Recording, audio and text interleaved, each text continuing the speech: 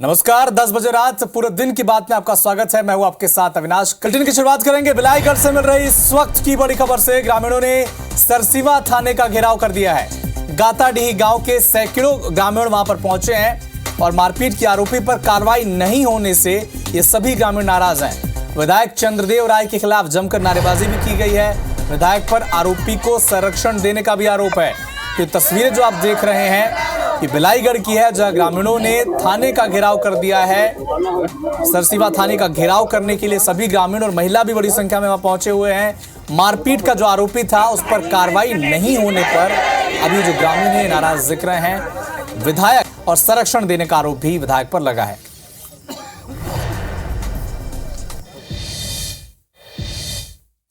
छत्तीसगढ़ विधानसभा चुनाव की तैयारियां जोरों पर हैं। बीजेपी के वरिष्ठ नेता 21 विधानसभा सीटों के प्रत्याशियों को नसीहत दे रहे हैं। ओम माथुर, मनसुख मंडाविया, रमन सिंह ने प्रत्याशियों से कहा कि इलाके के सभी बीजेपी नेताओं से मिलें, प्रचार के दौरान उन्हें साथ रखें, नाराज लोगों की बात सुने, जवाब न दें, मोबाइल से ज्यादा बात करने से बचें, सोच समझकर बयान और भाषण दें। प्रत्याशियों को मीडिया से दूर रहने की नसीहत भी दी। कांग्रेस के आरोपों को खारिज करते हुए सभी प्रत्याशियों का आश्वासन दिया कि किसी की टिकट नहीं बदली जाएगी, ये धैर्य रखें। छोटी बातें होती है जिस पर हमारा ध्यान नहीं जाता। हम लोग ये पार्टी ने टिकट दे दी तो अति उत्साहित में हम कुछ भी कर जाते हैं। अति उत्साह में जो बहुत ज़्यादा हम लोग ताम झाम करते हैं या बहुत ज़्यादा दिखावा करते हैं, उससे हम बचें और एक सामान्य रूप से हम लोगों के बीच में जाएं। लोकतंत्र के मंदिर में जनता ही भगवान होता है और हमको भगवान के पैर छूकर उनसे आशीर्वाद लेना चाहिए। यही हमारे लिए सर्वोपरि है। प्रत्याशी घोषित करने के बाद भारतीय जनता पार्टी बुरी तरह से फंस गई है। उनके नेता ही दबे जुबान में कह रहे हैं कि ये प्रत्याशी जितने भी हम 21 घोषित किए वो कोई नहीं जीत रहा है। एमपी के मुख्यमंत्री शिवराज सिंह चौहान बैतूल के सारनी में मौजूद प्रसिद्ध मठार देव बाबा के मंदिर पहुंचे, पूजा अर्चना की और इस दौरान हरदा हरसूद लोकसभा सीट से सांसद दुर्गा दास उइके, आमला विधायक डॉक्टर योगेश पंडागरे, साथ ही बीजेपी के पदाधिकारी भी मौजूद रहे। सीएम ने कहा कि जनदर्शन कार्यक्रम में शामिल होने के लिए वो पहुंचे थे और उसके बाद उन्होंने मंदिर में पूजा अर्चना भी की।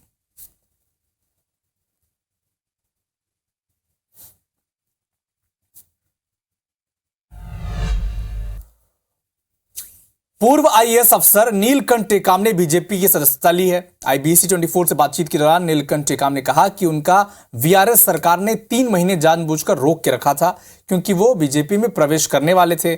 आगे कहा कि भ्रष्टाचार की वजह से आदिवासियों तक के लिए उन्होंने यात्रा शुरू की गई, ये योजना पहुंच नहीं पा रही है। क्या कहा है, आइए आपको सुनाते हैं।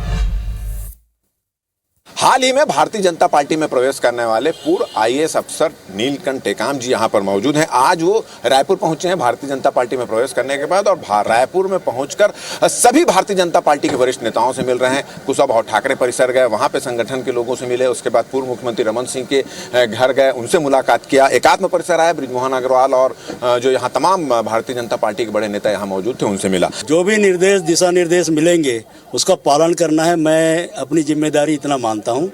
और निश्चित तौर पर जब गत दिनों वरिष्ठ नेतागण वहाँ पर आए हुए थे तो बातें आई थी। हमारे समर्थक गण जितने भी थे उनमें काफ़ी उत्साह था और उसको देख करके सबने यही अंदाज़ा लगाया कि इस बार केशकाल सहित बस्तर के पूरे 12 विधानसभा क्षेत्र में भारतीय जनता पार्टी को स्थापित करना है। भारतीय जनता पार्टी की क्या चीज़ आपको प्रभावित की कि आपने प्रवेश किया? पूरे विश्व में भारतीय जनता पार्टी का अपना एक राष्ट्रीय महत्व है।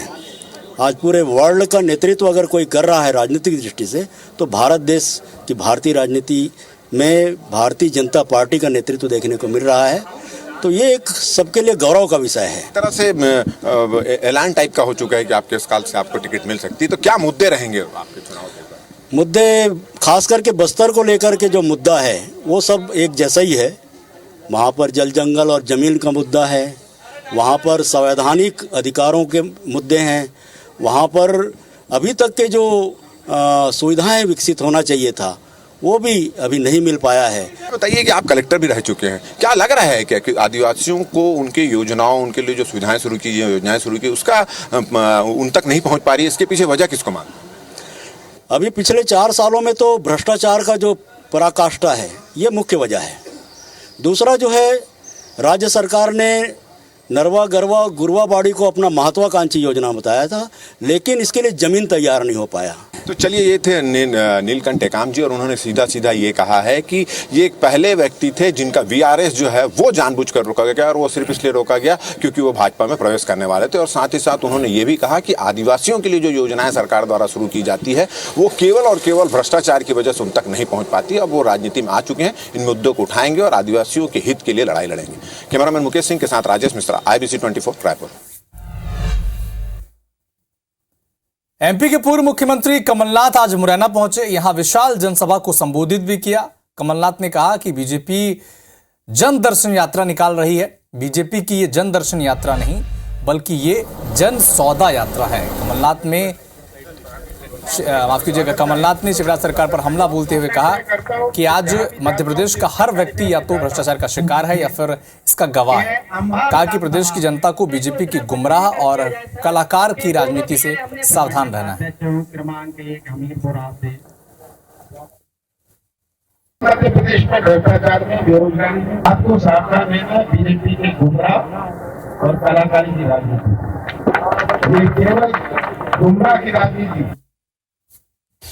तो भोपाल से इस वक्त की बड़ी खबर आपको बता दें, राजभवन पहुंचे मुख्यमंत्री शिवराज सिंह चौहान और मंगू भाई पटेल से मुलाकात कर रहे हैं। शिवराज कैबिनेट का विस्तार हो सकता है कल, ऐसे अटकलें लगातार लगाई जा रही है। और इसी बीच मुख्यमंत्री शिवराज सिंह चौहान राजभवन पहुंचे हैं, राज्यपाल मंगू भाई पटेल से मुलाकात कर रहे हैं। जैसा कि हमने सुर्खियों में भी बताया था कि गौरीशंकर बिसेन, राजेंद्र शुक्ला समेत 3 लोग कैबिनेट में शामिल किए जा सकते हैं और ये जो कैबिनेट विस्तार है ये कल ही हो सकता है। और अब ये खबर आ रही है कि मुख्यमंत्री शिवराज सिंह चौहान राज्यपाल से मिलने राजभवन पहुंचे हैं, मंगू भाई पटेल से वो बातचीत कर रहे हैं। तो एक बड़ा अपडेट आपको भोपाल से इस वक्त बता दें, चुनाव से ठीक पहले अब कैबिनेट विस्तार, शिवराज कैबिनेट के में विस्तार हो सकता है। वो फिलहाल राजभवन पहुंचे हैं मुख्यमंत्री और राज्यपाल मंगू भाई पटेल से मुलाकात कर रहे हैं।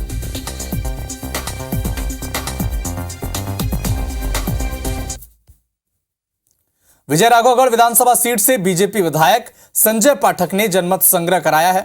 इसमें उन्होंने मतदाताओं से खुद के चुनाव लड़ने को लेकर सवाल किया था। 75% लोगों ने संजय पाठक के चुनाव लड़ने के पक्ष में वोटिंग की है।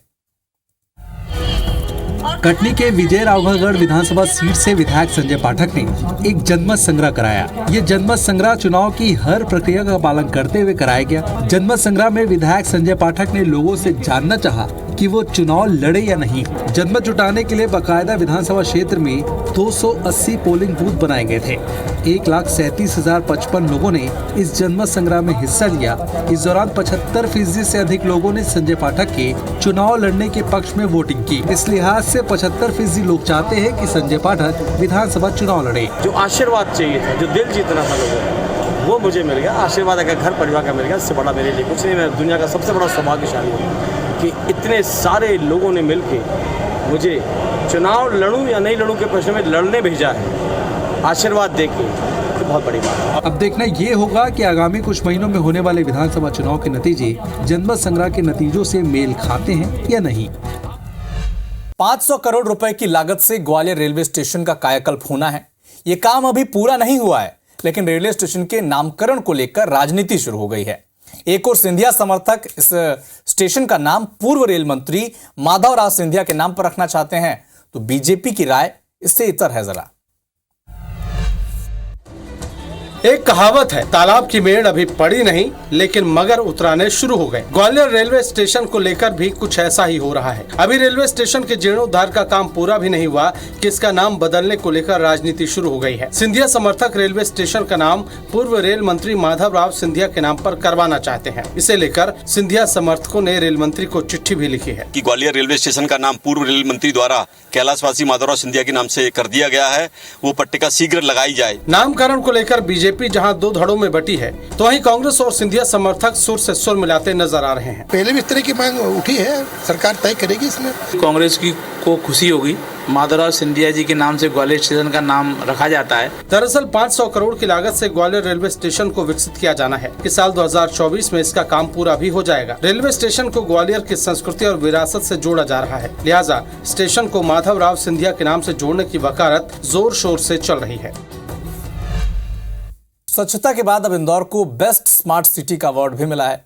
देश के 100 शहरों को पछाड़कर इंदौर ने पहला स्थान हासिल किया। वहीं राज्यों में एमपी अव्वल रहा। इंदौर में होने वाले कॉन्क्लेव में राष्ट्रपति द्रौपदी मुर्मू ये अवार्ड इंदौर को देंगी। इसके अलावा इंदौर को 6 और अवार्ड मिले हैं, जिसमें urban, environmental, water, Covid innovation समेत कई दूसरे विषय शामिल हैं। इंदौर में स्मार्ट सिटी करीब 135 प्रोजेक्ट पर काम कर रही है, जिनमें 100 से ज़्यादा प्रोजेक्ट पूरे भी कर लिए गए हैं। इंदौर को ये अवार्ड मिलने की संभावना पहले से थी। स्मार्ट सिटी के तहत कार्बन क्रेडिट से कमाई का फॉर्मूला भी इंदौर ने ही दिया था। शहर के एबीडी एरिया में अंडरग्राउंड बिजली fitting, integrated traffic management system, green board समेत कई काम इंदौर में स्मार्ट सिटी के तहत हुए हैं। इंदौर पहली स्मार्ट सिटी है जिसने देश को कार्बन क्रेडिट बेचना और उससे मुनाफा हासिल करना सिखाया है। वही इंदौर की कई हेरिटेज इमारतों को सहेजने का काम भी स्मार्ट सिटी के तहत किया जा रहा है। स्मार्ट सिटी अवार्ड में इंदौर को फर्स्ट प्राइज़ मिला है। Best smart city of India का अवार्ड मिला है। ये अवार्ड हर साल दिए जाते हैं और पूरे साल भर में जो कार्य होते हैं उसका विश्लेषण करने के बाद जो बेस्ट सिटी होती है उसको अवार्ड दिया जाता है। All over best smart city का अवार्ड भी इंदौर को मिला है। तो 10 बजे रात पूरे दिन की बात में फिलहाल इतना ही, लेकिन देश और दुनिया के साथ मध्य प्रदेश और छत्तीसगढ़ के सभी अपडेट के लिए आप जुड़े रहिए IBC 24 के साथ। नमस्कार।